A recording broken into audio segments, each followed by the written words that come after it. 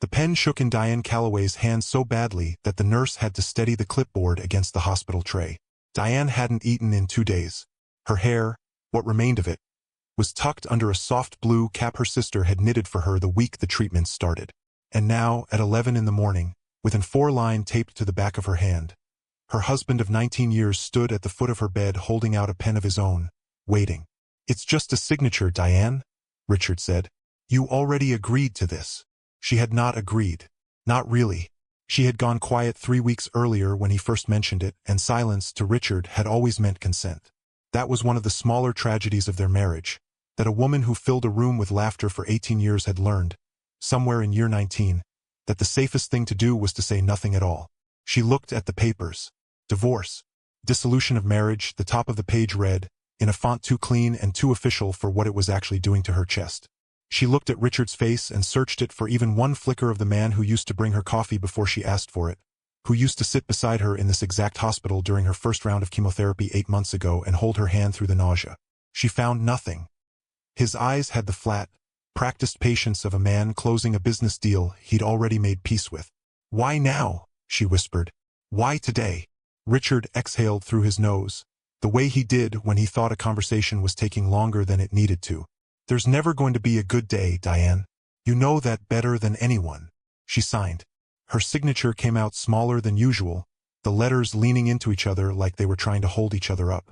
He took the papers back, folded them once, and slid them into a leather portfolio she recognized. She'd bought it for him for their 10th anniversary. He didn't say goodbye. At the door, he paused. Not because he wanted to look at her one more time, but because he'd forgotten something. "For what it's worth," he said, not turning around. "I stayed longer than most men would have." Then he was gone, and the door made the same soft click it always made, and Diane Calloway sat alone in a hospital bed with a signature that ended her marriage and a body that was quietly trying to end something much larger. "Welcome to Hill Tales Stories, my wonderful family. I'm truly grateful to have you here.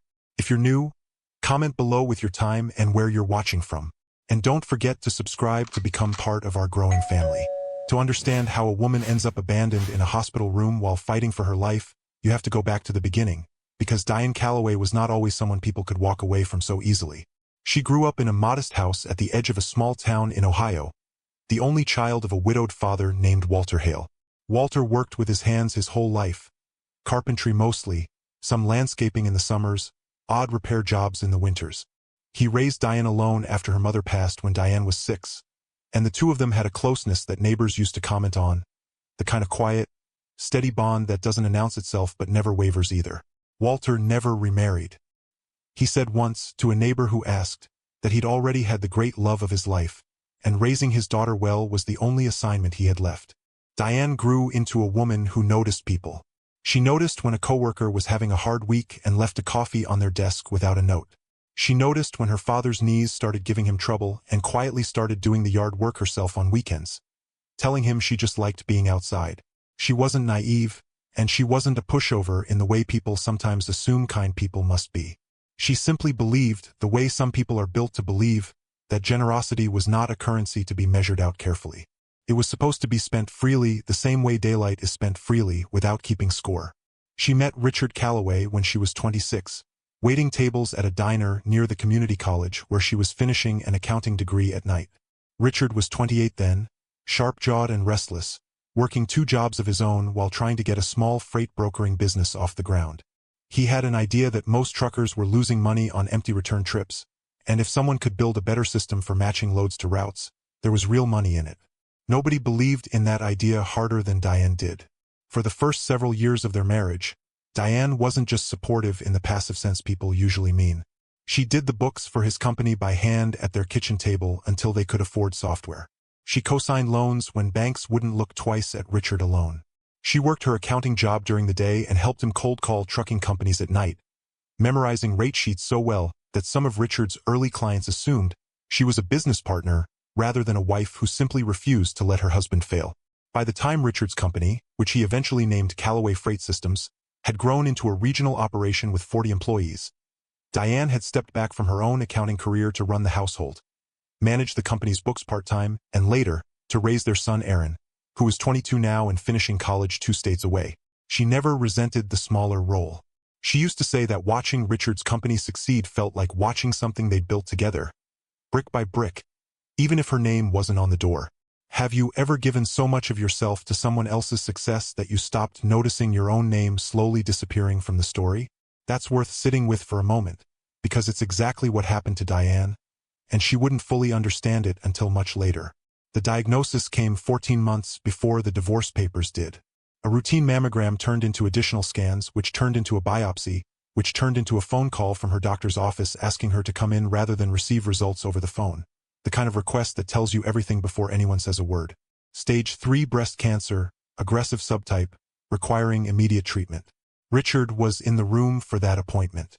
He held her hand. He actually cried, in the parking garage afterward, and told her they would fight this together, that Callaway Freight Systems was nothing compared to her, that she needed to hear that clearly and believe it. For the first 4 months of treatment, he mostly kept that promise. He drove her to chemotherapy sessions. He learned to cook the bland foods that didn't upset her stomach. He sat up with her during the worst nights. Something shifted around month 5. Diane noticed it the way you notice a room getting slightly colder before you can identify the draft. Richard started coming home later. He started taking calls in the garage instead of the kitchen. He started mentioning a marketing director at his company named Vanessa Pierce more often than seemed necessary. Always in a work context, always followed by some version of, "She's been a huge help while I've been distracted with everything going on." Diane didn't ask many questions, partly because she was exhausted in a way that made questions feel like more weight than she could carry, and partly because some part of her did not want to know the answer badly enough to go looking for it. She kept fighting the cancer.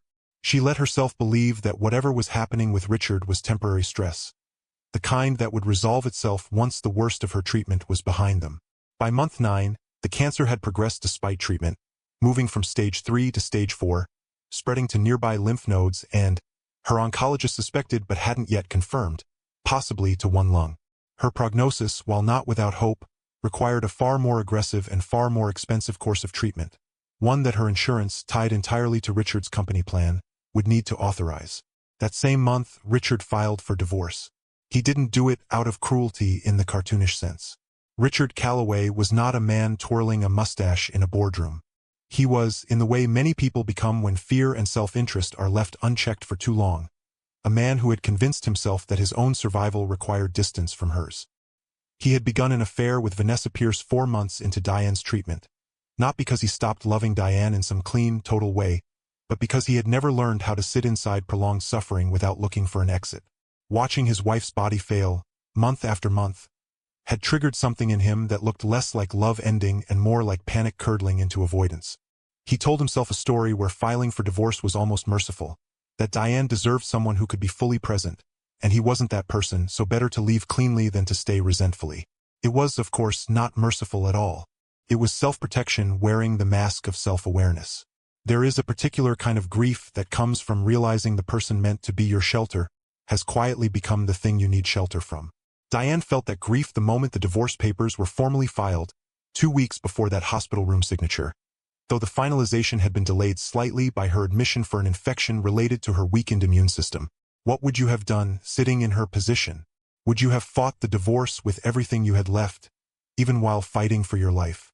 Or would you have done what Diane did, which was sign, because some part of her understood that a marriage cannot be kept alive through legal paperwork if the man inside it has already left? The finalization of the divorce, once it went through, took almost everything from Diane at once. Because the house was in Richard's name from before their marriage, a fact that had never mattered to her in 19 years of feeling like a full partner in that home. She lost her residence within 60 days. Because her health insurance was tied to Richard's company plan, she lost her coverage the same month her oncologist wanted to begin the more aggressive treatment. Because Richard's attorney had structured the settlement quickly and quietly while she was recovering from an infection, she received a smaller financial settlement than 19 years of unpaid labor for his business should have earned her. And because gossip in small business communities travels faster than compassion, word spread through Richard's professional circle within weeks that he had left his sick wife for his marketing director. Some people whispered that Diane must have done something to drive him away. Others assumed she was simply being dramatic about her illness to win sympathy in the settlement. Diane heard both versions from different people at different times, and both versions hurt in ways that had nothing to do with fairness and everything to do with how quickly a community can rewrite a woman's suffering into a rumor about her character. She moved into a small one-bedroom apartment on the outskirts of town, the only place she could afford on her settlement and her modest disability payments, which had not yet been fully approved. Her son Aaron wanted to leave school and come home to care for her, but Diane refused, insisting he finish his degree, telling him over the phone in a voice far steadier than she felt that she would be fine, that she had gotten through worse than this. The person who showed up, again and again without being asked, was her father. Walter Hale was 71 that year. He still lived in the same modest house at the edge of town where Diane had grown up, still tended a garden every morning before the heat came in, still drove the same reliable but unremarkable truck he'd owned for over a decade. He arrived at Diane's new apartment the day she moved in with a box of kitchen supplies and a folding chair, because she didn't yet own furniture for two people to sit and talk in the same room. "You don't have to do this, Dad," Diane told him, watching him unload groceries into a refrigerator that hummed a little too loudly. "I know I don't have to," Walter said. "That's usually how you know it's worth doing." Walter began visiting almost daily. He drove her to the appointments she could still afford. He sat with her during the hours when the loneliness of the empty apartment became louder than the pain in her body. He never asked her to explain Richard's decision, never criticized her for staying in the marriage as long as she had, never offered the kind of advice that makes a grieving person feel smaller. He simply showed up, which turned out to be the rarest and most valuable thing anyone offered her that year. What neither Diane nor almost anyone else in town fully understood was that Walter Hale's quiet, unremarkable life was not the whole story of who he was. But that revelation was still months away, and it would arrive gradually, in pieces too small at first to notice, the way morning light changes a room before you consciously register that it's grown brighter. The weeks following the divorce brought a kind of pressure Diane had never experienced, coming from multiple directions at once, each one compounding the others.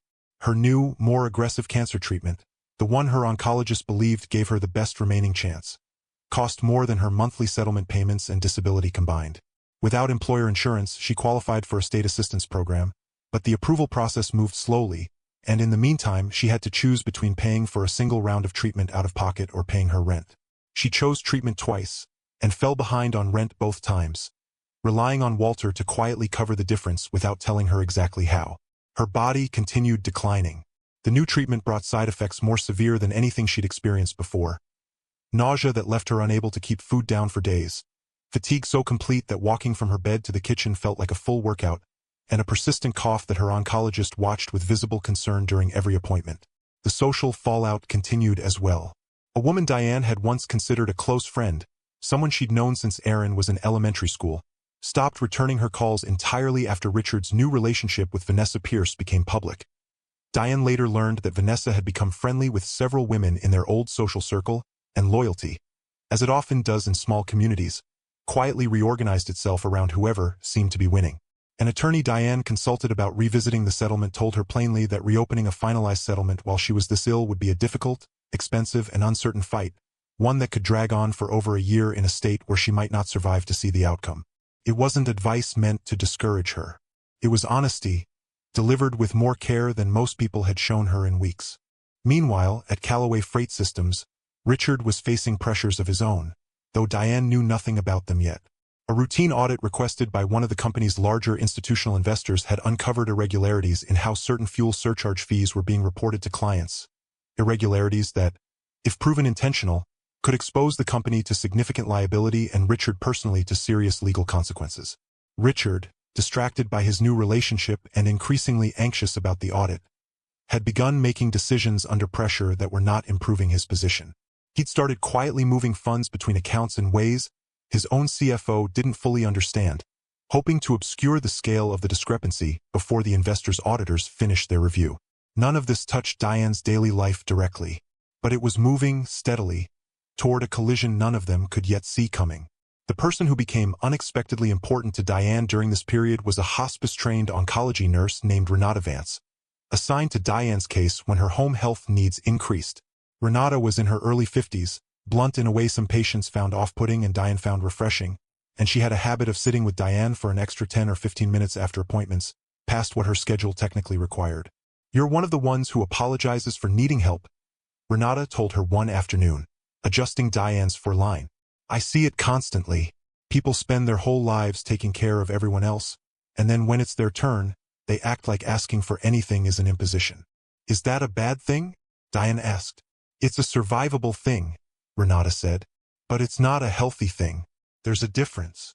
Diane thought about that conversation often in the weeks that followed. She thought about the 19 years she'd spent managing Richard's stress, softening his moods, absorbing the parts of their life together that were difficult so he wouldn't have to. She thought about how naturally that same instinct had carried into how she handled her illness, quietly, without much complaint, determined not to be a burden even to the people who loved her. Around this time, small, strange details began accumulating around her father that Diane initially dismissed without much thought. A pharmacist at the specialty pharmacy that handled her expensive medication mentioned, almost in passing, that her balance had already been settled that month, and seemed confused when Diane said she hadn't paid it. Walter, when asked, simply said he'd taken care of it, in a tone that discouraged further questions. A woman at Diane's new apartment complex, the property manager, mentioned that a late fee on Diane's account had been quietly waived by the ownership group, which the property manager assumed Diane must have arranged herself through some connection. Diane had arranged nothing. And then, during one of Walter's visits, his phone rang while he was in the kitchen making tea, and Diane, sitting nearby, heard him answer in a tone she had never heard her father use before. Clipped, direct, entirely unlike his usual unhurried warmth. "Tell them the number doesn't change," he said. "I don't renegotiate after signing." They knew the terms. Then, noticing Diane watching him, his voice softened instantly back into the familiar cadence she'd known her whole life, and he ended the call quickly, saying only that it was an old business thing, nothing important. Diane didn't push. Her father had always kept a private, self-contained relationship with money, frugal in visible ways, never flashy, never one to discuss finances even in ordinary family conversation. She assumed, if she thought about it at all, that some small investment from decades ago must have paid off modestly, enough to explain a few quiet acts of generosity. She had no framework yet for imagining the actual scale of what her father had built and hidden, deliberately, for most of her adult life. Who is this man really? Some part of her began to wonder, without yet having language for the question. Why does everyone who deals with him seem to treat him differently than the retired carpenter she'd always known? That question would have to wait, because Diane's health took a sharp downward turn before it had room to fully form. A scan revealed that the cancer had spread further, now affecting both the lymphatic system extensively and a portion of her liver. Her oncologist, a careful and compassionate woman named Dr. Adiz Obi, sat with Diane for a long time after delivering the results, longer than a typical appointment allowed, and explained that the remaining treatment options were narrowing. There was one experimental protocol that showed promise in similar cases, but it required a clinical trial slot that had a waiting list, and it was not covered by Diane's current limited insurance in any capacity. The projected cost for a full course ran well into 6 figures. "I want to be honest with you," Dr. Obi said. "Time matters more now than it did 6 months ago. I don't say that to frighten you. I say it because you deserve to make decisions with clear information, not hope dressed up as certainty." Diane went home that day and, for the first time since the diagnosis, allowed herself to cry without trying to stop it or manage it or make it smaller for anyone else's comfort. She thought about Aaron, about not being there to see him graduate, get married, become whoever he was going to become. She thought about the life she'd built with Richard that had apparently meant so little to him that he could walk away from it while she was actively dying. She thought, with a bitterness she rarely allowed herself, about the years she'd spent making someone else's dream succeed, while her own name quietly disappeared from every document that mattered. Walter arrived that evening, as he did most evenings, and found her sitting in the dark, having not turned on a single light in the apartment. He sat beside her without speaking for several minutes, which was, in its own way, exactly the right response. "I don't think I have much time left, Dad," Diane finally said. Walter's face, in the dim light coming through the window, showed something Diane had never seen on him before, not once in her entire life. Not sadness exactly. She'd seen him sad, at her mother's funeral, at other hard moments over the years. This was different. This looked like fear, and more specifically, it looked like the fear of a man who has spent enormous effort keeping something under control and is beginning to feel that control slip. "You have more time than you think," he said quietly. "I'm going to make sure of that. Dad, you can't just—" "Diane."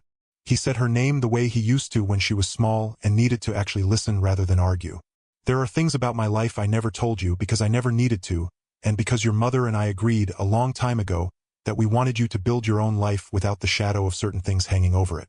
I'm telling you now because I think the time for keeping that shadow away has passed. What Walter told his daughter that night, in a small apartment with the lights still off, would reframe not only Diane's understanding of her father, but the entire trajectory of what was about to happen to her, to Richard, and to the company Richard had spent his adult life building. Walter Hale was not, and had never been, simply a retired carpenter living modestly at the edge of a small Ohio town. Decades earlier, in his 30s, Walter had made a series of early, unusually well-timed investments, first in a regional trucking technology company that most people had ignored, then in a handful of undervalued manufacturing firms during a recession when almost no one else was buying. Those early investments, compounded quietly and reinvested patiently over nearly 4 decades, without a single flashy purchase or public acknowledgement, had grown into a private holding company that Walter controlled entirely through a small, tightly held investment vehicle called Hale Standard Partners, a firm so deliberately low-profile that it had no public offices, no website, no listed employees beyond a small legal and financial team who managed its filings under strict confidentiality agreements. By the time Diane sat across from her father that evening, Hale Standard Partners controlled equity positions in dozens of companies across several industries, quietly, patiently, almost invisibly. Walter's personal net worth, built entirely without a single interview, headline, or public appearance, had crossed into extraordinary territory according to the private valuations his own financial team maintained, a figure so large that Walter himself rarely thought of it in concrete terms, treating it instead the way some people treat a well full of water they know exists but never need to measure. "Why?" Diane asked, her voice barely functioning. "Why would you live like this, in that house, doing yard work for the neighbors?" "Because money changes how people look at you," Walter said. "Your mother and I watched it happen to people we knew early on before you were born. We watched wealth turn generous people suspicious of everyone around them, and turn ordinary relationships into transactions. We didn't want that for you, and we didn't want it for ourselves. I built what I built quietly because quiet was the only way I knew to keep it from ruining the parts of life that actually mattered."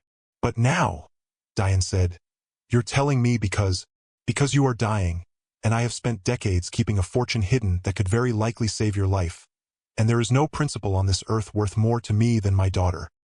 His voice cracked slightly on the last few words, the first crack Diane had heard in her father's composure in longer than she could remember. "I should have stepped in the moment your diagnosis got worse. I told myself I was respecting your independence. The truth is I was afraid of what it would mean to finally use what I've spent so long hiding." Diane sat with that for a long time. Have you ever discovered that someone you loved completely had been carrying something enormous, silently, for your entire life, out of love rather than deception? It is a strange kind of grief and relief arriving at exactly the same moment. "There's something else," Walter said, and this was the part that would eventually collide with everything happening at Callaway Freight Systems.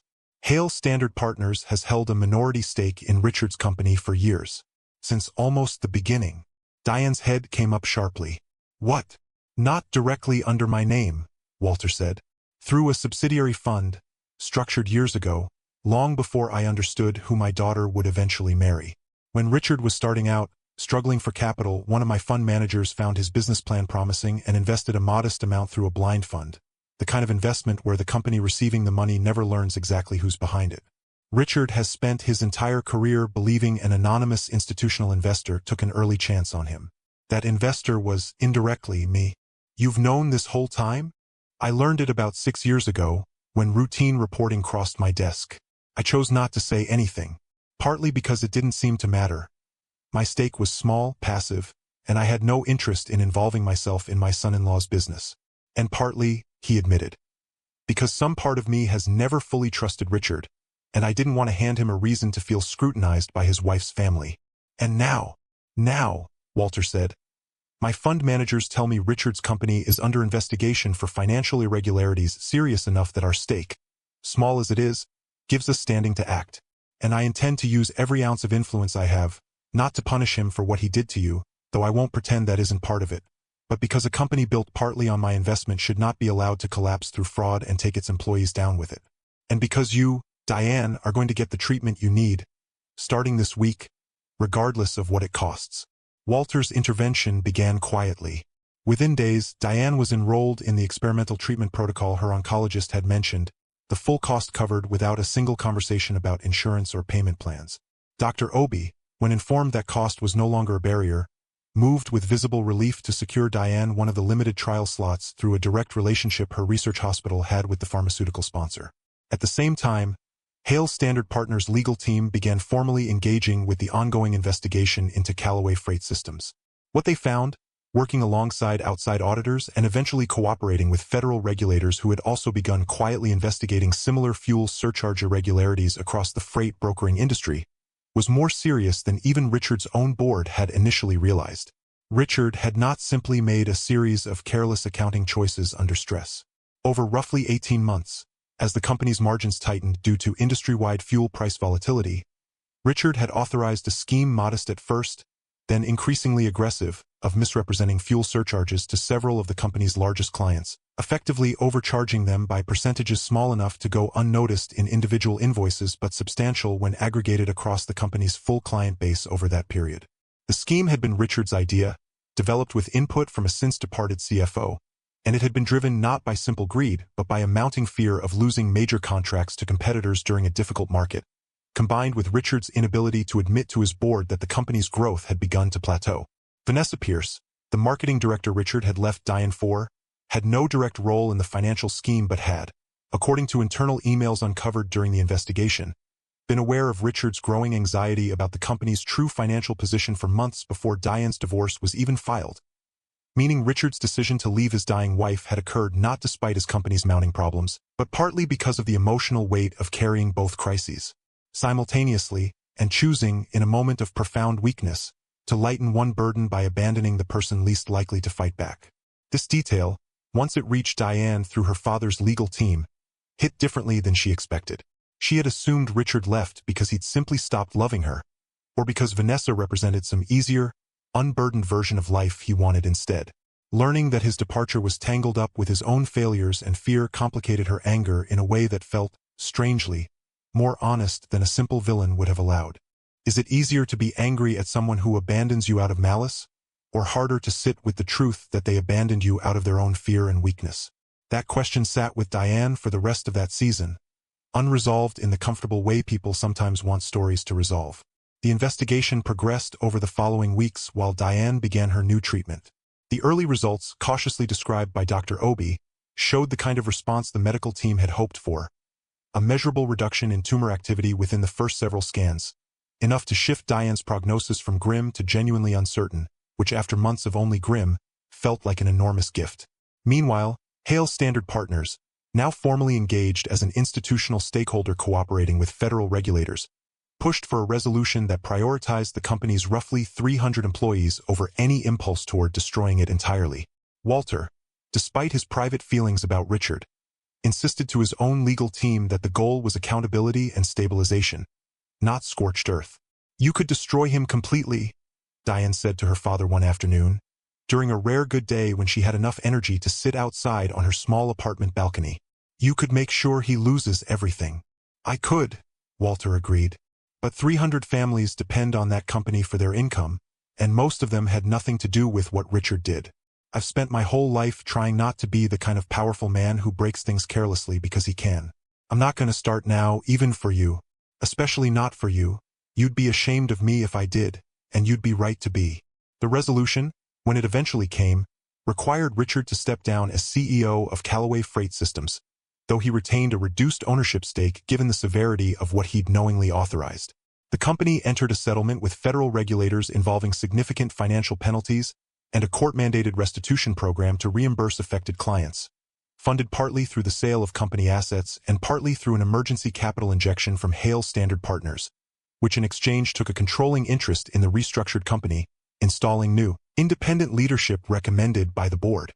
Richard avoided criminal charges through a combination of cooperation with investigators and the fact that the fraud, while serious, fell below the threshold that typically triggers prosecution rather than civil penalties. A legal outcome Diane found, in her private moments, somewhat unsatisfying, though she came to understand it as simply how these situations often resolve in reality rather than in the version of justice people wish existed. Vanessa Pierce, whose own position at the company had never involved the financial misconduct, left Callaway Freight Systems shortly after the restructuring, taking a marketing role at an unrelated firm in another state. Her relationship with Richard, according to people who still spoke to Diane occasionally, did not survive the collapse of his career and reputation, proving, in its own quiet way, that some relationships are built more on shared momentum than on anything sturdy enough to survive a genuine crisis.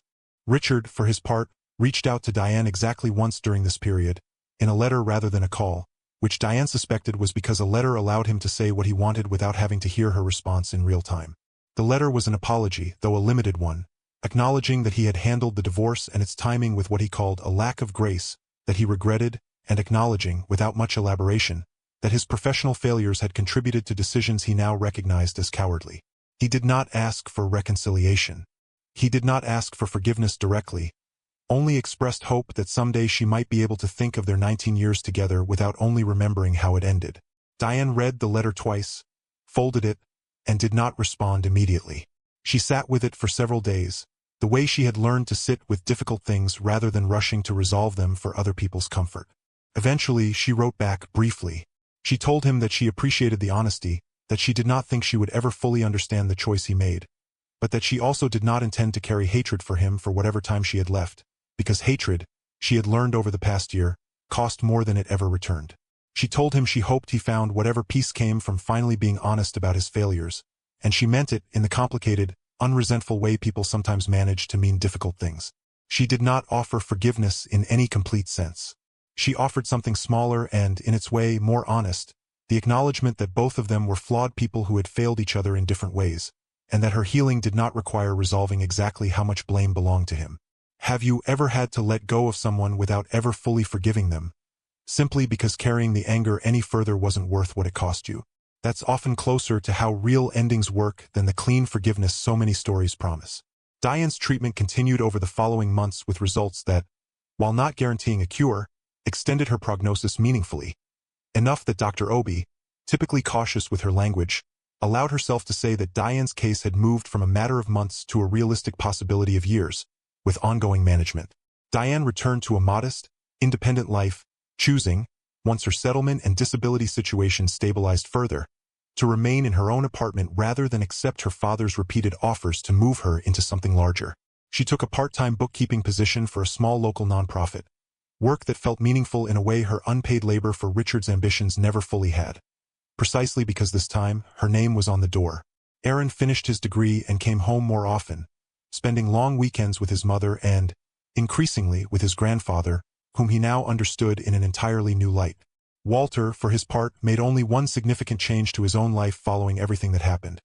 He allowed his name to appear, for the first time in nearly 40 years, on a modest local scholarship fund he quietly established for young people in his town pursuing trade careers, the kind of work he himself had built his early identity around before anyone knew what he'd become.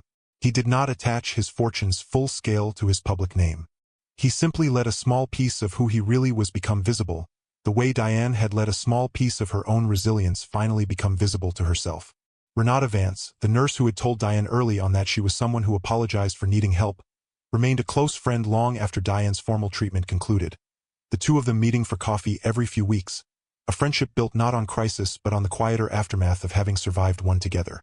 Diane thought often, in the months that followed, about what the entire experience had actually taught her, separate from the wealth, separate from the vindication, separate even from the medical outcome that had given her more time than she once believed she'd have. What she kept returning to was this: that dignity during the hardest year of her life had not come from her father's fortune, which she hadn't even known existed for most of it, and had not come from any confrontation with Richard, which never really happened in the dramatic way people sometimes imagine. It had come from smaller things, from refusing to let humiliation convince her she deserved what happened to her, from allowing herself, eventually, to ask for help instead of quietly absorbing every burden alone, and from a father who had spent decades hiding his fortune not out of secrecy for its own sake, but out of a belief that the truest wealth in his life had always been his daughter, long before he had a single dollar to his name. What would you have done, in her position, faced with a husband who left during the hardest year of your life? Would you have fought the divorce, or would you have found, as Diane eventually did, that some of the strongest things a person can do look nothing like fighting at all?